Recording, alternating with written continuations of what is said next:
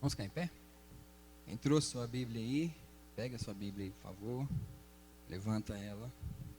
Fala assim: esta é a minha Bíblia e eu sou o que ela diz que eu sou. Eu tenho o que ela diz que eu tenho.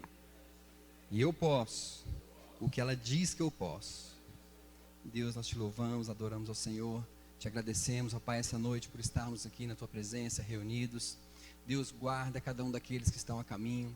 Não permita, Deus, que mal nenhum aconteça a eles. Deus, em nome do Teu Filho Jesus, que essa noite o Teu Espírito Santo possa falar aos nossos corações, que possamos sair daqui transformados pela Tua palavra, pelo agir do Teu Espírito, que as nossas vidas, Senhor, estejam sendo cada vez mais edificadas na rocha, que é Cristo Jesus. Deus, que as nossas vidas sejam totalmente, Pai, livres de todo o mal desse mundo.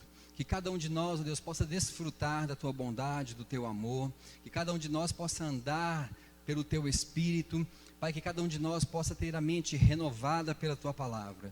Deus, que em nome do Teu Filho Jesus Cristo possamos ter a cada dia mais fome e a cada dia mais sede de Te conhecer, mais sede de relacionarmos com Você. Sim, Senhor, nós louvamos, nós adoramos a Ti, Deus, e que a Tua palavra nos nossos corações possa gerar vida em nós. Pai, que não possamos ser somente ouvintes, mas que sejamos praticantes da Tua palavra, porque somos transformados de glória em glória, e a Tua unção, Senhor amado, desce neste lugar, desce sobre as nossas vidas, e que os nossos entendimentos sejam abertos, para que possamos compreender e entender e discernir a Tua palavra, que não haja dúvidas, Senhor amado, naquilo que for ministrado, naquilo que for falado, mas que as nossas vidas, ó Pai, receba a Tua palavra, o que sair do Senhor, que seja recebido nos nossos corações. Deus, em nome de Jesus, nós louvamos, nós adoramos a Ti, para todo sempre, amém.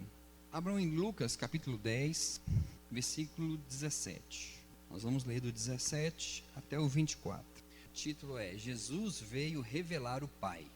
Então regressaram os 70, possuídos de alegria, dizendo: Senhor, os próprios demônios se nos submetem pelo Teu nome. Mas ele lhes disse: eu via Satanás caindo do céu como um relâmpago. Eis aí vos dei autoridade para pisardes serpentes e escorpiões, e sobre todo o poder do inimigo, e nada, absolutamente, vos causará dano. Não obstante, alegrai-vos, não porque os espíritos se vos submetem, e sim porque o vosso nome está arrolado nos céus. Naquela hora, exultou Jesus no Espírito Santo, e exclamou: graças te dou, ó Pai, Senhor do céu e da terra, porque ocultastes estas coisas aos sábios e instruídos, e as revelaste aos pequeninos. Sim, ó Pai, porque assim foi do teu agrado. Tudo me foi entregue por meu Pai. Ninguém sabe quem é o Filho, senão o Pai, e também ninguém sabe quem é o Pai, senão o Filho, e aquele a quem o Filho quiser revelar. E voltando-se para os seus discípulos, disse-lhes particularmente: bem-aventurados os olhos que veem as coisas que vós vedes, pois eu vos afirmo que muitos profetas e reis quiseram ver o que vedes e não viram, ouvir o que ouves e não ouviram. Bom, versículo 22, olha o que Jesus fala: tudo me foi entregue por meu Pai.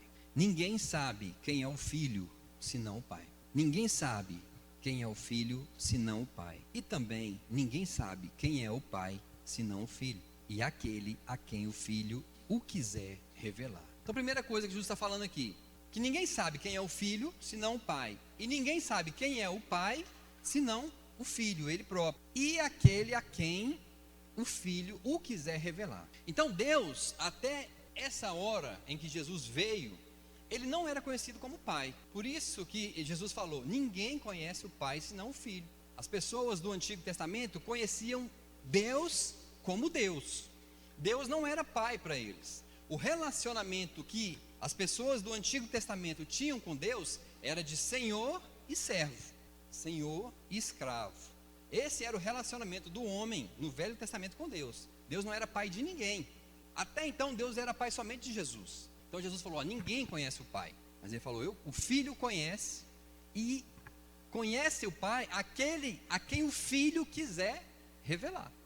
E para quem foi que o Filho, Jesus, revelou o Pai? Para os discípulos, que se tornaram igreja. Então Deus ele é conhecido como Pai somente para a igreja.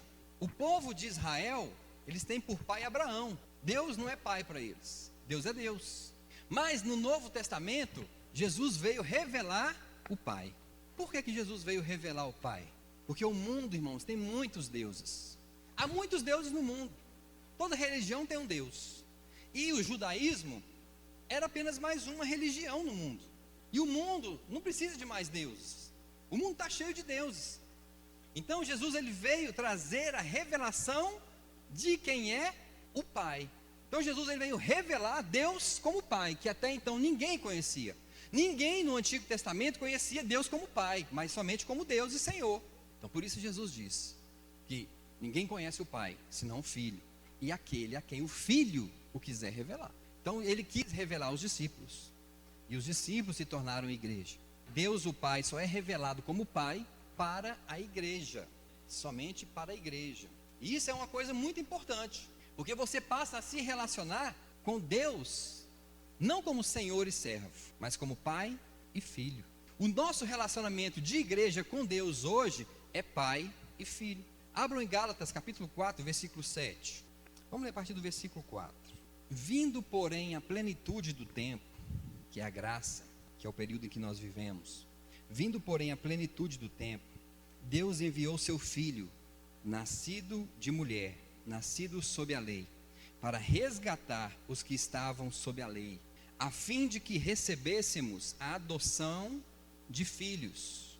E porque vós sois filhos, enviou Deus ao nosso coração o Espírito do seu Filho, que clama, Abba, Pai. De sorte que já não sois mais escravo, ou em outras traduções, servo, porém, filho, e sendo filho, também herdeiro por Deus. Viram? O que Deus fez? Enviou o Filho dele veio e habitou nos nossos corações, recebemos a adoção de filho, e também nos tornamos filhos, de sorte que não somos mais escravos, não somos mais servos, mas somos filhos, e se filhos, herdeiros. Então a nossa relação com Deus hoje não é mais senhor-servo, igual no Antigo Testamento, é pai, filho. Então quando você ouvir alguma coisa a respeito de Deus, a gente tem que passar por esse crivo de Deus como pai. É claro que ele continua sendo Deus, é claro que ele continua sendo Senhor, mas para a igreja ele é pai, para nós ele é pai, amém? Então nós precisamos entender como é o nosso relacionamento com Deus no Novo Testamento. Por exemplo, aqui no versículo 23, olha só, Lucas 10, 23. E voltando para os seus discípulos, disse-lhes particularmente, viu? Particularmente, bem-aventurados os olhos que veem as coisas que vós vedes, pois eu vos afirmo que muitos profetas e reis quiseram ver o que vedes e não viram, e ouvir o que ouves e não ouviram. O que Jesus está falando aqui é o seguinte: vocês são bem-aventurados, porque no Antigo Testamento muitos profetas queriam aprender de Deus, queriam aprender mais de Deus, como vocês têm aprendido, e como vocês têm visto, só que eles não puderam, porque Deus até então não se revelara como Pai, Deus era apenas Senhor no Antigo Testamento. Então ele diz que aquele povo do Antigo Testamento tinha uma fome muito grande em conhecer mais de Deus, muito grande, tinha uma sede muito grande em conhecer mais de Deus, em ouvir as coisas que os discípulos estavam ouvindo, em ver as coisas que os discípulos estavam vendo a respeito de Deus, mas eles foram privados disso. Por que eles foram privados? Porque ainda não tinha chegado o tempo de Deus se revelar como Pai, através do seu Filho Jesus, amém? Então, 1 Coríntios capítulo 2, versículo 9, o pastor Gilmar falou domingo passado, o que os olhos não viram, os ouvidos não ouviram, não subiu ao coração do homem, é o que Deus preparou para quem? Os que o amam. Então Deus, ele se revela como Pai. Do Antigo Testamento, as pessoas não viram e nem ouviram falar de Deus como Pai. Mas nós, a igreja, temos recebido isso pelo Espírito Santo. Então isso tem entrado nos nossos corações. O mundo, irmãos, ele trata as religiões como apenas mais uma religião. O judaísmo tem um Deus, o islamismo tem um Deus, e por assim vai. Várias religiões têm um Deus. Então, para eles, para o mundo, eles não reconhecem Deus como Pai, mas apenas como mais um Deus. Por isso que Deus quis se revelar como Pai. Os testemunhos de Jeová, eles falam que para você ter Deus, você não precisa de Jesus. Eles estão certos? Sim. Veja bem, eles falam que para você ter Deus, você não precisa de Jesus. Eles estão certos? Sim. Porque no Antigo Testamento, você não tinha Jesus, e as pessoas tinham Deus. E muitos hoje, os israelitas, ainda vivem sem crer em Jesus, mas eles têm Deus. Então, você para ter Deus, você precisa o quê? Cumprir os mandamentos. Na lei é o seguinte: cumpra os mandamentos e você será salvo. Mas tem que cumprir todos. Se você deixar umzinho sem cumprir, você é culpado de todos. Amém? Então, para ter Deus, não precisa de Jesus. Mas para ter um pai, precisa de Jesus. Para ter Deus como pai, é necessário Jesus. Jesus falou que eu sou o caminho, a verdade e a vida. Ninguém vem ao Pai se não for por mim. Então Jesus, ele veio revelar o Pai. Ele veio mostrar Deus como Pai. Ele veio trazer a presença de Deus como um Pai para aqueles que creem nele. Então aqueles que creem nele precisam entender Deus, precisam se relacionar com Deus como Pai. E foi isso que Jesus veio apresentar, Deus como Pai. Só que pasmem, muitos, a maioria dos cristãos hoje, eles não entendem o relacionamento pai e filho. Eles vivem ainda um relacionamento senhor e servo. Eles vivem ainda o Deus do Antigo Testamento. E eles não conseguiram ainda entender o relacionamento pai e filho. É porque, irmãos, a nossa justiça própria não deixa. A gente pensa, eu sou indigno de ter Deus como pai. Eu não mereço ter Deus como pai. E é verdade, você é indigno e você não merece. Mas Jesus foi digno. Jesus trouxe Deus como pai. E quando você crê nele, você recebe Deus como seu pai.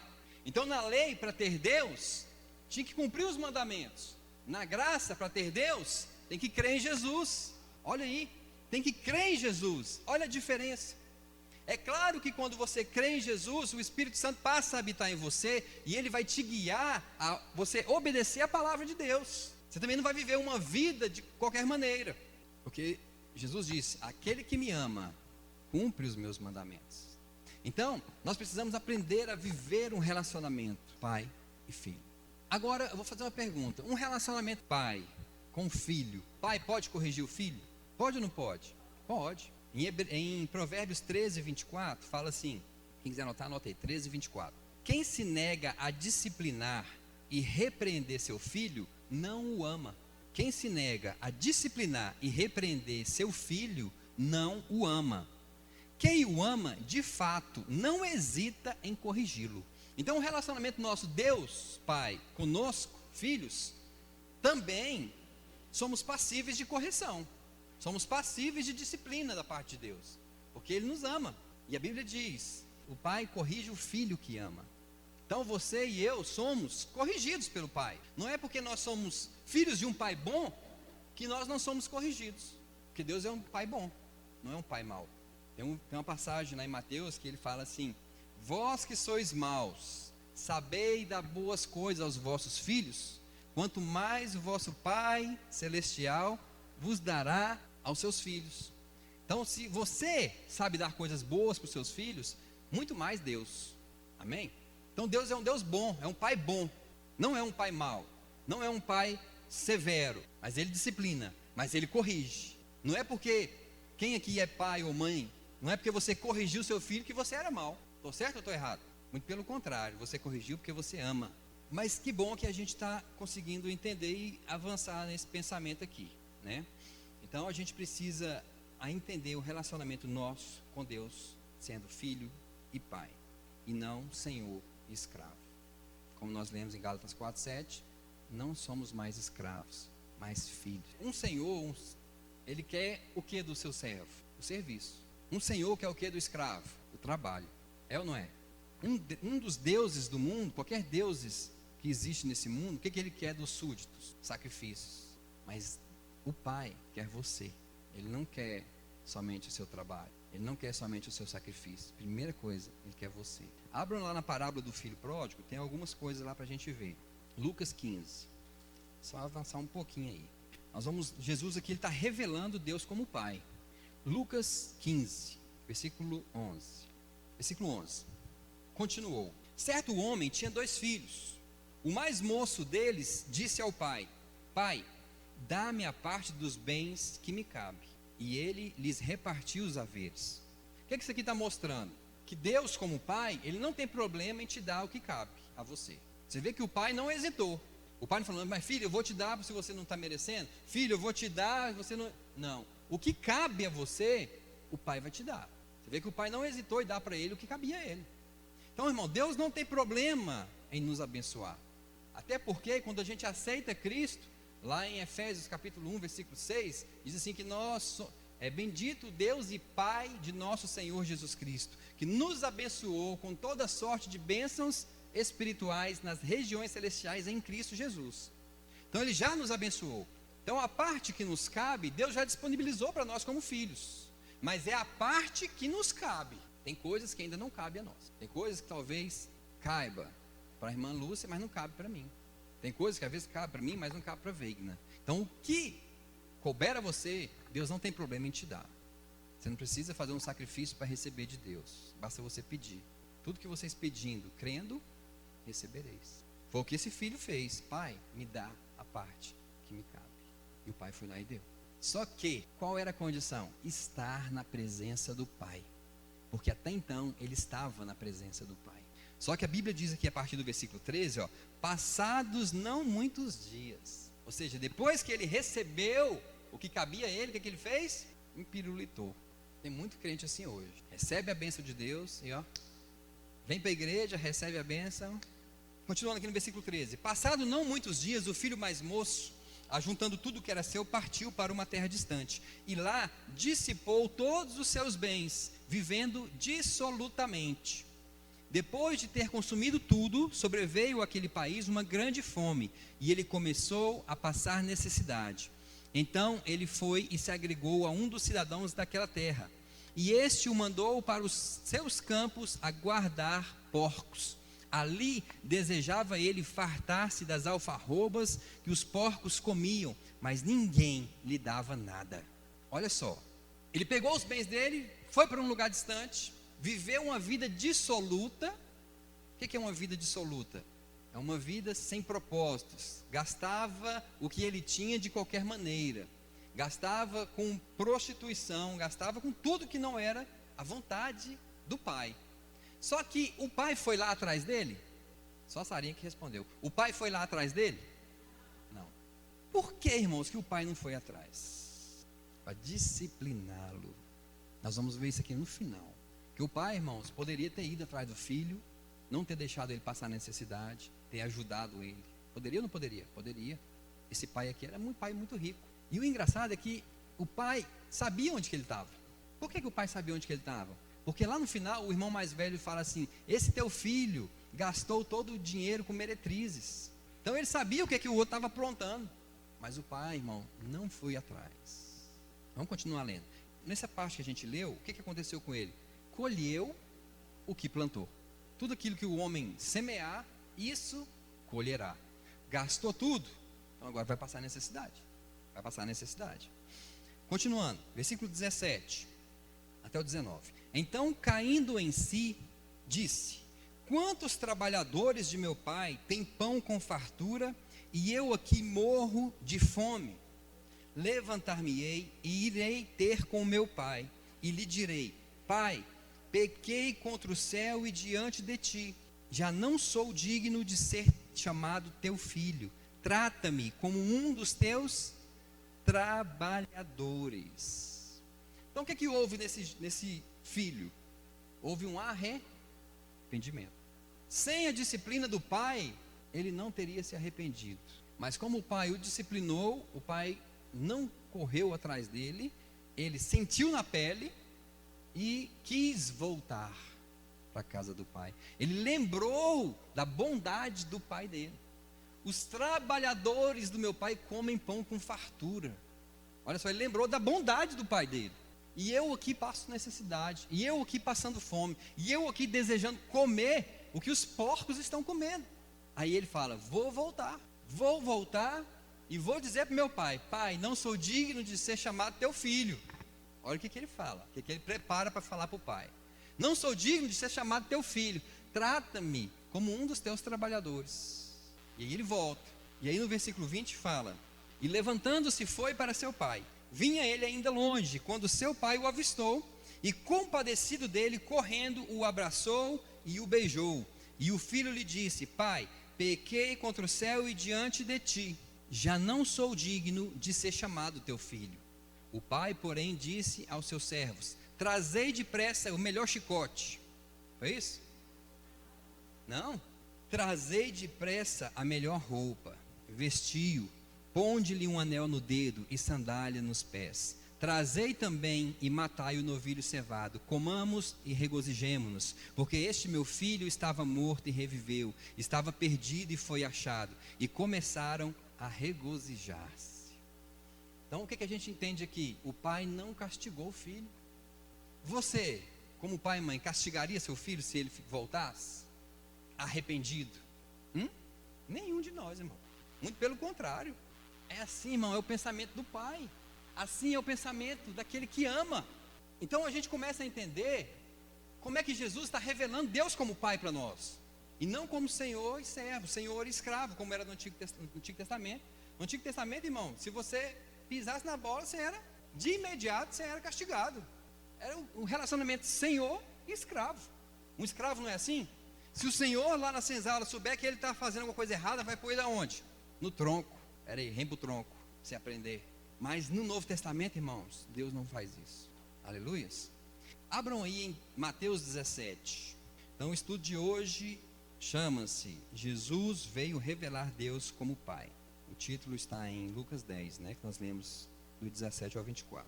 Abra aí, Mateus 17, versículos do 1 ao 5. O título fala a transfiguração.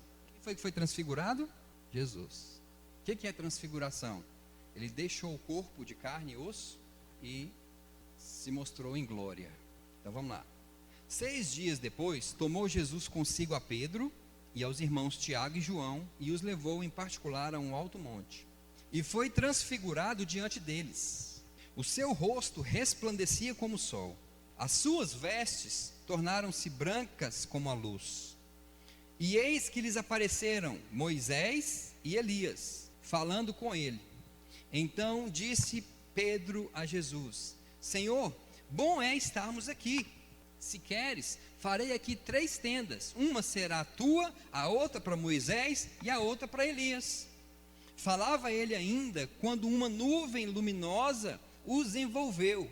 E eis vindo a nuvem uma voz que dizia: Este é meu filho amado, em quem me comprazo. A ele ouvi. Ouvindo-a, os discípulos caíram de bruços, tomados de grande medo. Aproximando-se deles, tocou-lhe Jesus, dizendo: Erguei-vos e não temais. Então eles, levantando os olhos, a ninguém viram, senão Jesus. Então isso aqui foi um acontecimento muito sobrenatural.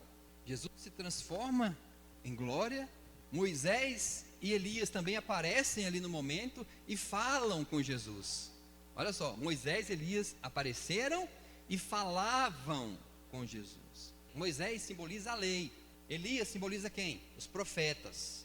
Então, tanto a lei como os profetas apontavam, falavam de Jesus. Mas aí Deus entra em cena. E aí Deus fala assim: Este é o meu filho amado, em quem tenho prazer. Aí Deus fala o quê? A Moisés ouvi. Foi isso? A Elias ouvi. Ele fala: a ele ouvi. Ou seja, a lei, os profetas e Jesus. Quem que nós devemos ouvir? Jesus. A lei e os profetas apontavam para Jesus, mas Jesus agora veio trazer o Pai revelado. Então nós devemos estar ouvindo os ensinamentos de Jesus. Claro que não devemos desprezar a lei e os profetas, mas devemos ler a lei e os profetas com luz no Novo Testamento, com luz naquilo que Jesus veio revelar. Amém? Glória a Deus. João 14, versículos do 8 ao 11. A palavra diz assim: replicou-lhe Felipe: Senhor, mostra-nos o Pai, e isso nos basta. Disse-lhe Jesus: Felipe, há tanto tempo estou convosco, e não me tens conhecido? Quem me vê a mim, vê o Pai. Como dizes tu, mostra-nos o Pai?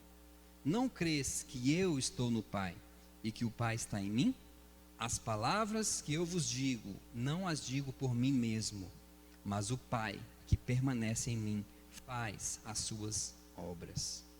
Crede-me que estou no Pai e o Pai em mim. Crede ao menos por causa das mesmas obras. Olha só o que Jesus está falando. Felipe fala assim: me mostra Deus, me mostra o Pai, só isso já basta. Mas Jesus fala: eu estou com vocês há tanto tempo. Ou seja, eu vim revelar o Pai. E você ainda pergunta: me mostra o Pai? Você não crê que o Pai está em mim? E que eu estou no Pai? Crede que o Pai está em mim e que eu estou no Pai? Pelo menos por causa das mesmas obras. Por causa das mesmas obras. Ou seja, as obras que Jesus fazia eram as obras que Deus também fazia. Aí a gente vê um acontecimento em Lucas 9. Vamos para lá. Lucas capítulo 9, versículo 51 até o 56. E aconteceu que, ao se completarem os dias em que devia ele ser assunto ao céu, que deveria ele subir ao céu, manifestou no semblante a intrépida resolução de ir para Jerusalém, e enviou mensageiros que o antecedessem. Indo eles, entraram numa aldeia de samaritanos para lhe preparar pousada. Ou seja, os mensageiros entraram numa aldeia de samaritanos para preparar um lugar para Jesus dormir. Mas os samaritanos não o receberam, porque o aspecto dele era de quem decisivamente ia para Jerusalém. Vendo isto, os discípulos Tiago e João perguntaram: Senhor, queres que mandemos descer fogo do céu para os consumir? Jesus, porém, voltando-se, os repreendeu e disse: vós não sabeis de que espírito sois, pois o Filho do Homem não veio para destruir as almas dos homens, mas para salvá-las. E seguiram para outra aldeia. Então as obras que Jesus fazia não era destruir os homens, mas salvá-los. Então lá atrás, quando Jesus fala assim: crede, porque eu e meu Pai fazemos as mesmas obras. Então isso quer dizer que nunca foi vontade de Deus destruir o homem. Mas no Velho Testamento aconteceu. Por que aconteceu? Por causa das alianças em que Deus tinha com os homens. Na lei, se alguém, por exemplo, fosse pego em adultério, ele deveria ser apedrejado. Uzá tocou na arca da aliança e morreu fulminado. E muitos outros acontecimentos, a terra se abriu e consumiu 3 famílias inteiras. Mas por que acontecia isso no Antigo Testamento? Porque isso estava determinado na aliança de Deus com eles. Irmãos, Deus ele não pode ir contra a palavra dele. Agora, na nova aliança é diferente. Então nunca foi propósito de Deus destruir o homem, mas por causa da aliança que Deus tinha com eles, acontecia. Você já pensou se Deus hoje estivesse matando a igreja? Se Ele hoje estivesse destruindo nós? Nenhum de nós estaria aqui. Nenhum de nós. Então hoje o nosso relacionamento é pai e filho. Não mais senhor servo, não mais senhor escravo.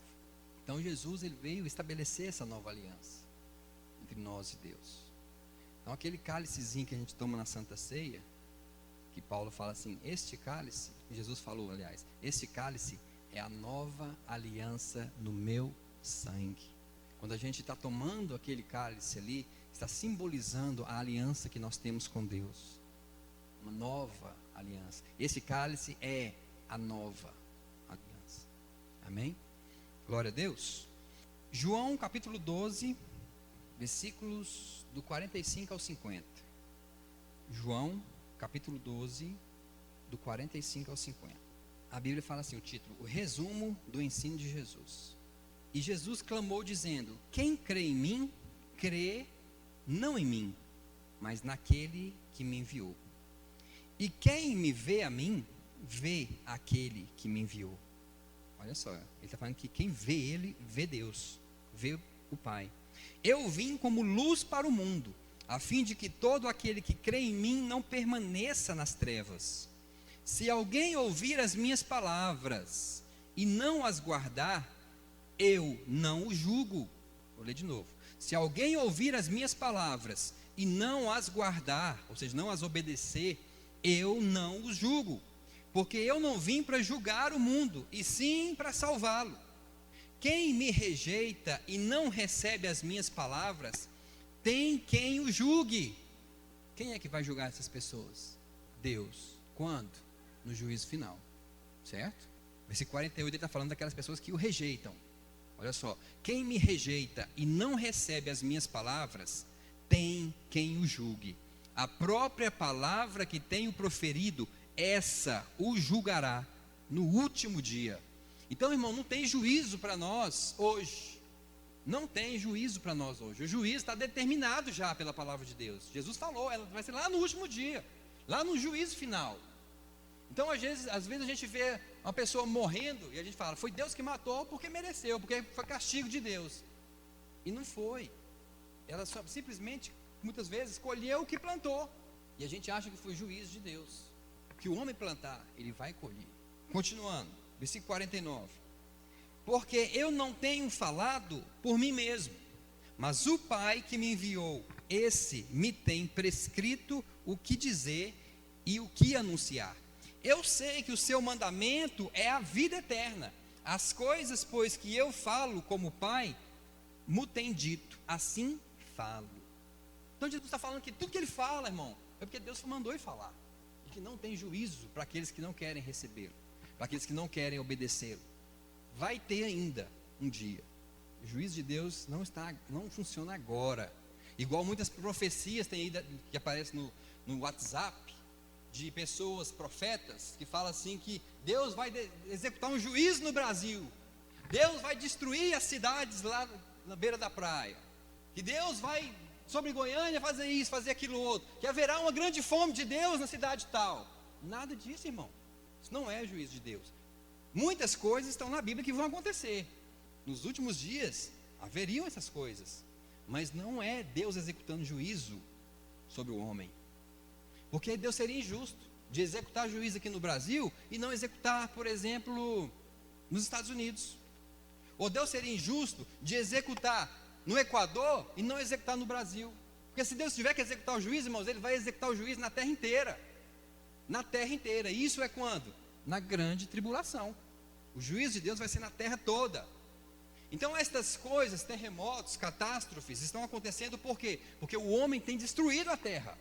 O homem está plantando isso. E ele vai colher. Por isso que a Bíblia diz, nos últimos dias haveria terremotos, maremotos, e por aí vai. Porque o homem, o próprio homem está colhendo o que está plantando. Então essas profecias aí, irmão, que o povo fala na internet, para com isso, não dá ouvido para essas coisas. Não dá ouvido.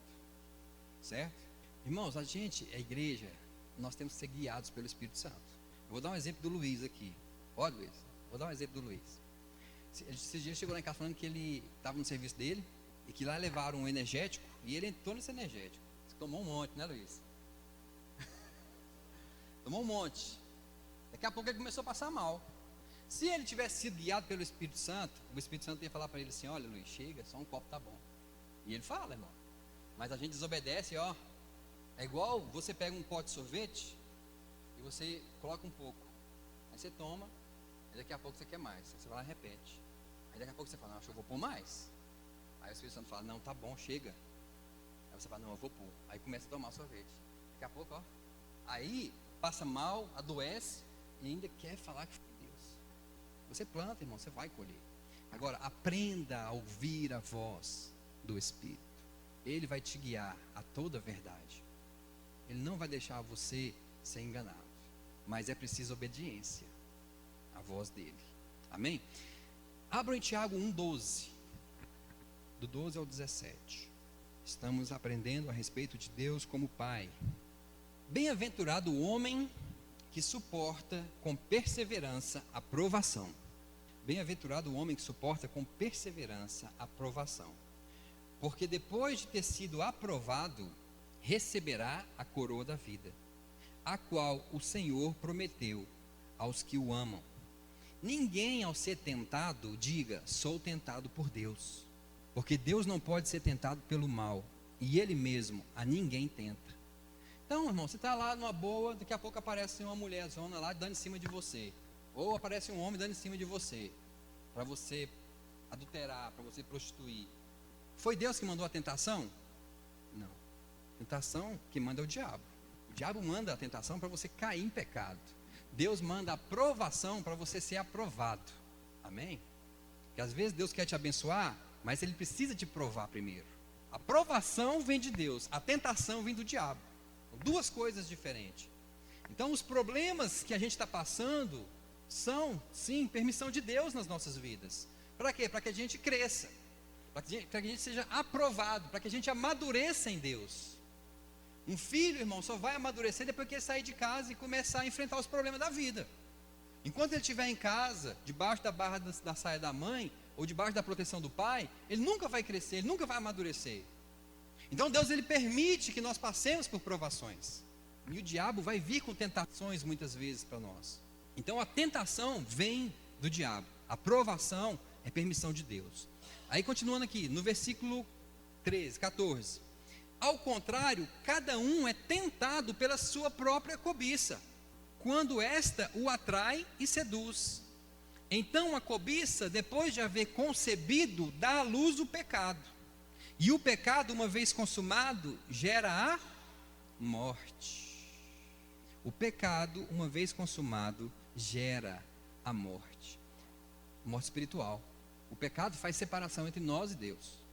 O pecado, uma vez consumado, gera morte. E Deus não vai trazer uma tentação para você pecar e morrer. É verdade? Continuando, versículo 15. Não vos enganeis, meus amados irmãos.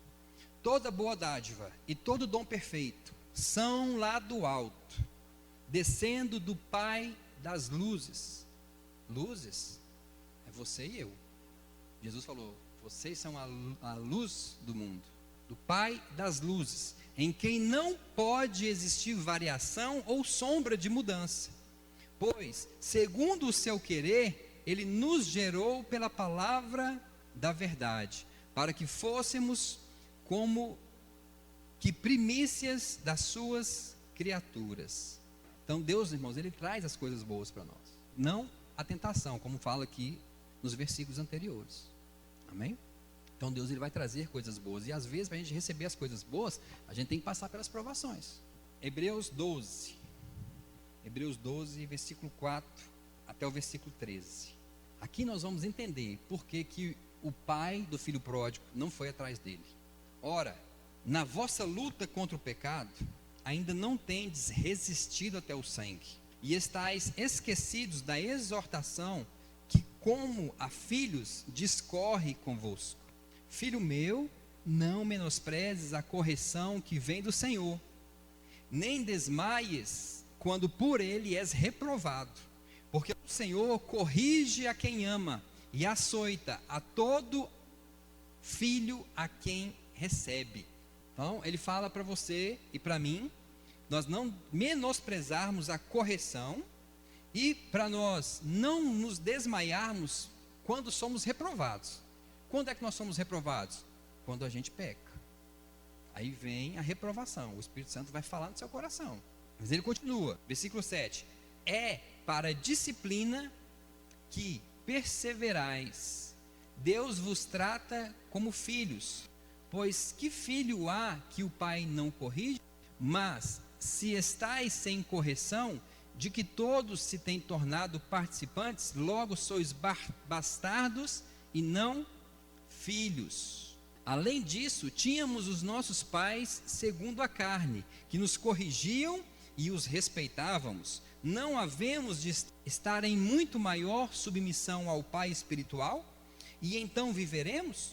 Pois eles nos corrigiam por pouco tempo, falando dos nossos pais terrenos, segundo melhor lhe parecia. Deus, porém, nos disciplina para aproveitamento, a fim de sermos participantes da sua santidade.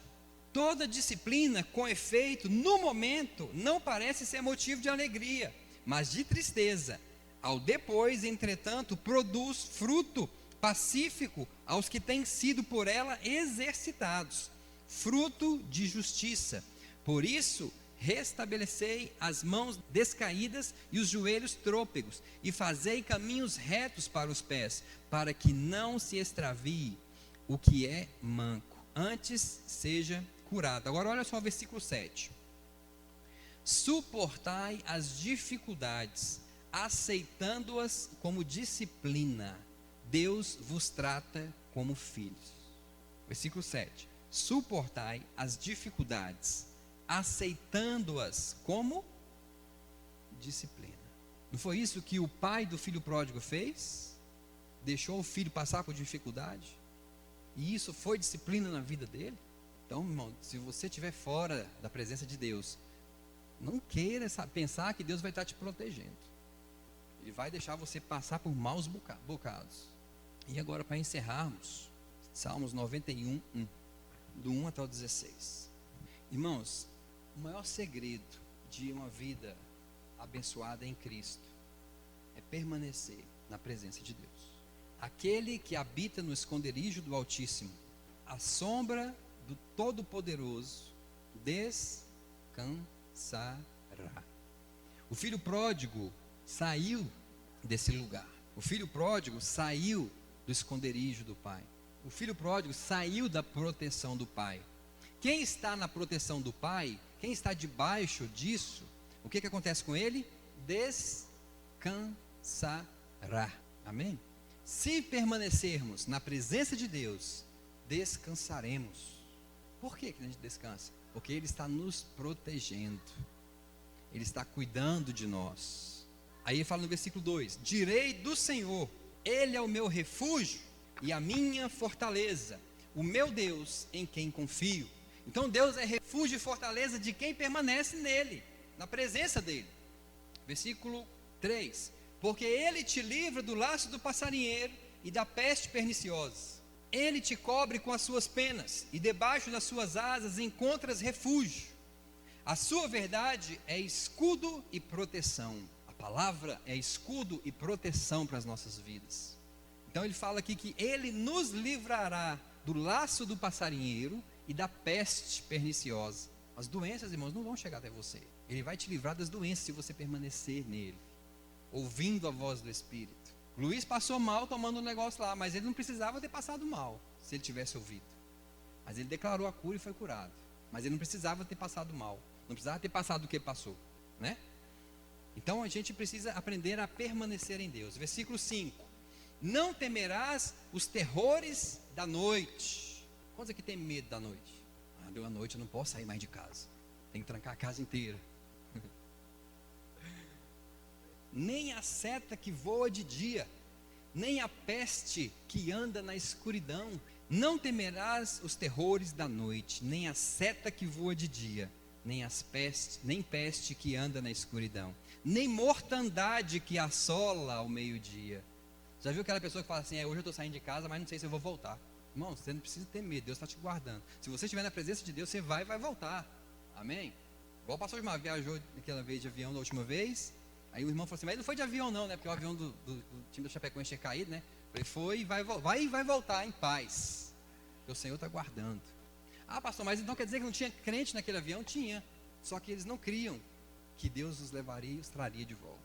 É isso, irmão, crer faz toda a diferença na vida de um crente.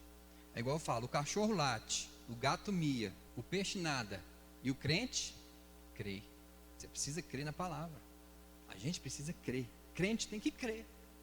Crente que não crê não é crente. Porque crer, irmãos, até o diabo crê, até os demônios creem e até estremece. Você não estremece de crer. Os demônios, a Bíblia fala que eles creem tanto em Deus, nessa palavra, que eles estremecem. Só que eles não obedecem. Olha só o que a Bíblia fala da morte, irmãos: que ao homem está ordenado morrer uma só vez, vindo depois disso o juízo.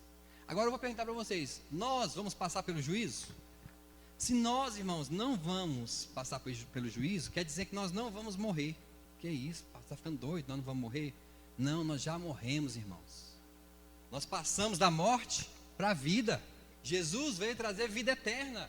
Você já tem a vida eterna. Então o que vai acontecer comigo? Você só vai ser promovido. Você não vai morrer mais, irmão. Você só vai ser promovido para um lugar muito melhor do que esse. Porque os ímpios vão morrer e vão para o juízo. Nós não. Nós já morremos para o mundo. E hoje nós temos vida e vida eterna. Por isso que a gente não pode temer a morte. Porque Cristo já venceu a morte. Aleluia. Versículo 7. 1000 poderão cair ao teu lado, e 10.000 à tua direita, mas tu não serás atingido. Quando aquela ficou grávida, foi naquela época da Zika. E o pavor, irmãos, tomou conta das mulheres grávidas.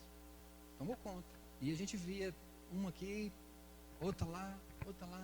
Mais de 1000 casos de Zika, e não sei o que, papapá. Mas a gente cria. Isso não vai acontecer conosco, porque o Senhor está nos guardando. Amém? Então você precisa crer. A crise do país chegou. Eu tenho uma marmoraria. E eu via muitas marmorarias fechando. Mas eu falei, isso não vai acontecer comigo. Não é porque, irmãos, eu sou melhor do que ninguém. É porque eu tenho um pai que eles não têm. E você também tem. E a gente precisa crer nesse pai. Continuando aqui. Versículo 8. Somente com os teus olhos contemplarás e verás a recompensa dos ímpios. Porquanto fizeste do Senhor o teu refúgio, eu fiz, você também fez, e do Altíssimo a tua habitação. Nenhum mal te sucederá, nem praga alguma chegará à tua tenda, porque aos seus anjos dará ordem a teu respeito, para que te guardem em todos os teus caminhos. Eles te sustentarão nas suas mãos, para que não tropeces em alguma pedra. Pisarás o leão e a áspide, calcarás aos pés o filho do leão e a serpente. Pois que tanto me amou, eu o livrarei. Poloei num alto retiro, porque ele conhece o meu nome. Quando ele me invocar, eu lhe responderei. Estarei com ele na angústia, livrá-lo-ei e o honrarei. Com longura de dias fartá-lo-ei e lhe mostrarei a minha salvação. Com longura de dias fartá-lo-ei. Quantos querem viver muito aí? Amém? Então creia que Deus te deu muitos dias de vida. Para de crer que você pode morrer amanhã. Isso não pode acontecer. Irmãos, o medo é a brecha para o diabo entrar. Porque o medo revela a falta de fé. O medo revela a falta de fé. Quanto tem um Deus aqui que é um Pai? Então, nós vamos nos relacionar com Deus Pai. Jesus, quando ele foi ensinar os discípulos a orar, veja bem, ele foi ensinar os discípulos a orar. Ele falou assim, quando vocês forem orar, orem assim, Pai Nosso. Ele não disse Deus Nosso. Ele falou Pai Nosso. Amém? Então você tem um Pai, irmãos, que está te guardando, que está te protegendo, que está te abençoando, que está te curando. Você só precisa crer e se relacionar com Ele assim. Aleluias? Vamos ficar em pé.